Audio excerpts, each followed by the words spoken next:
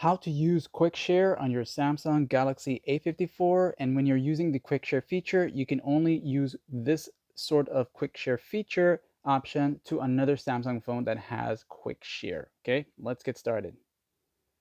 In order to quick share a video or photo to another Samsung phone, let's say the item is found in the gallery app itself and you want to quick share maybe this set of photos here. Okay, so I want to send these three photos here to this person who is right next to me with a Samsung phone with their quick share enabled. So your friend will have to enable their quick share feature, and then you will have to go ahead and enable your quick share feature. Make sure it's turned on by pulling down the quick panel axis here, and you're going to look for the quick share.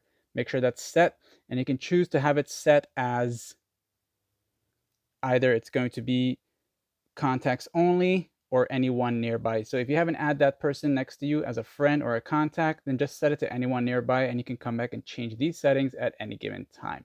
Now continuing on with the selected items that you want to quick share. Once you've made your selection here, go to share and then you'll select on quick share. In some cases, the phone nearby will show up here. If not, tap on quick share and wait for it to show up. The good thing and the different things between the quick share and link share is you don't need to be signed into your Samsung account to do a quick share, okay? And once you're done, just tap on the phone itself. It's gonna send it to your friend who's nearby, and they'll just have to simply press accept to have the photos or videos come in quick as possible, okay? That's it, like, sub.